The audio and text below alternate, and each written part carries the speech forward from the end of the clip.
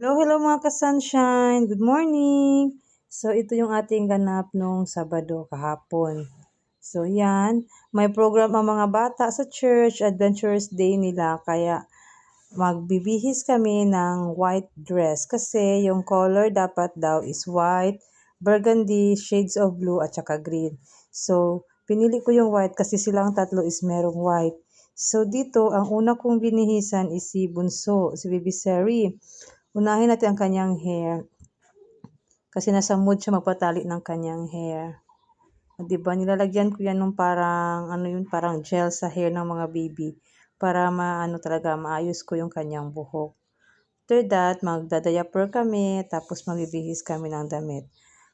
Ito pala is para nagsimula kami magbihis 6:30 kasi dapat at 7:30 nasa church na kami. So, kasi tatlo sila, so maaga tayo magpapabihis. So, here, tapos na rin yan silang kumain para iwas na marumihan ang kanilang mga damit. So far, ito, cooperative masyado si Baby Seki kasi gustong-gusto niya pag princess yung kanyang damit. Sana hindi marumihan hanggang makaabot kami ng church. Kasi nga, super kulit ng aming baby Zeki. Yan, ganda na siya sa kanyang damit. Actually, yung sa adventurers na member is 4 to 7 years old ata yun. Pero ito kasi si baby Zeki namin is, siya, inggitera. Gusto niya kung ano yung nasa atin niya.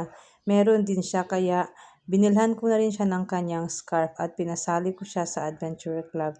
Siguro okay na rin yun para para ma-expose siya at hindi siya maging mahiyain kapag aakyat siya at mag-render ng kanyang mga songs or activities na sasalihan niya in the future. So, yan pala yung kanilang scarf na adventure. It's parang red or burgundy ang color. So, very cooperative masyado ang ating baby Seki, no? Yung mga ate at kuya is nandiyan sa likod o doon sa may upuan banda, nanonood lang yan sila ng Bible story. So, habang binibihisan ko si baby Zeki. So, thank you pala, Mayumi, sa iyong dress at sa iyong shoes. Abang damit ni baby Seki is hand-me-down ng kanyang pinsan na si Mayumi. Ang aming African, Filipina, ate na si Ate Mayumi. So, after ni Zeki, is isusunod ko dyan si Ate Zeri. So, ako pala is nakaligo na rin sa mga moment na yan. So, ang saya-saya niya sa kanyang scarf. Alam niya umalis sa camera. So, next dyan is, kinather ko na yung damit ni Ate Zeri. Well, yung mga damit ng mga bata is, na-ready ko na yan sila a night before. So, nakahang na yan sila dyan sa stairs together with the scarf kasi gusto ko pagka the next day, suot na lang sila, arrange ng kanilang mga damit.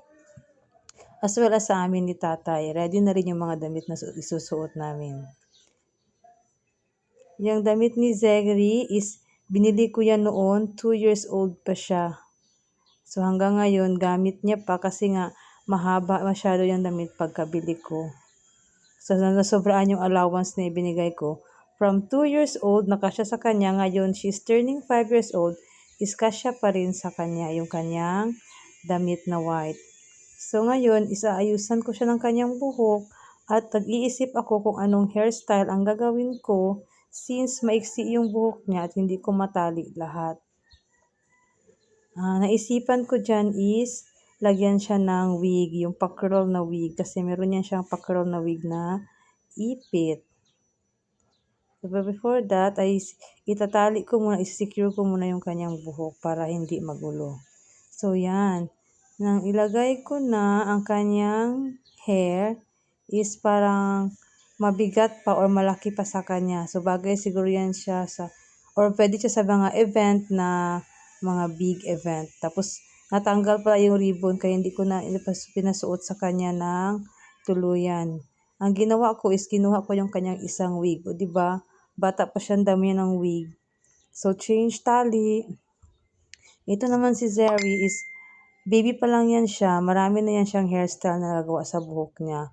Kaya, ngayon, sanay na yan siya kapag iniipitan.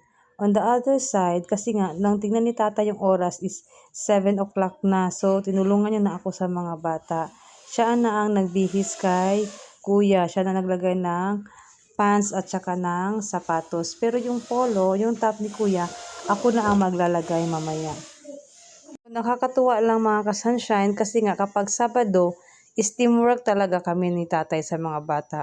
Siya talaga doon sa kusina, siya nagluluto, siya nagpe-prepare ng pagkain. Ako naman sa pagliligo, sa pagbibihis ng mga bata para makapunta kami sa church ng maaga. So, pagkatapos niyan is ire-ready niya na yung mga baon, mga extra clothes na dadalahin namin. Ilalagay niya na yun sa bag. Kasi dalawa yung clothes na ready ko. Yung isa is pang Sabbath school at saka divine service. The other dress naman is para sa hapon. Kasi nga, as expected, puti ang kanilang mga damit. So marurumihan talaga sila kaya dapat may pampalit sila ng kanilang damit. O ayan na. Nalagay ko na ang wig ni Ate Seri at gustong-gusto niya ng kanyang wig. Another adventure scarf para sa aming Ate Seri. So, thank you talaga ako kay God for giving me such wonderful kids na ready mag-serve sa kanya through songs. Kapag sinabihan silang kakanta sa church, hindi na yan sila mag-iyak-iyak o maghiya-hiya. They will sing talaga para sa simbahan and to the glory of the Lord. O, another, tapos na si Ate Zeri. Kukunin ko na naman ngayon yung nire-prepare kong damit ni Azaria. So, ang kay Azaria is long sleeve na white at saka blazer na top. Another hand-me-down, parang kay Jericho yan. Parang kay Kuya Jericho galing yung kanyang polo shirt at saka yung kanyang blazer naman is galing kay Kuya Wiki. O, diba? Tipid tips. Dahil sa mga hand-me-down, na magaganda pa naman yung mga hand-me-down kasi ng mga pinsan nila, nakakatipid ako ng mga damit na pinapasuot sa kanila. Hindi ko na kailangang bumili ng maraming damit kasi meron naman yung mga galing sa pinsan nila na mga damit at mga sapatos. So, thankful ako sa kanilang mga titas na willing to share their clothes ng mga anak nila sa aking mga anak. O, diba, poging-pogi ang aming Kuya Z. Pero hindi kami nakapag-haircut kasi nga na-busy ako sa school.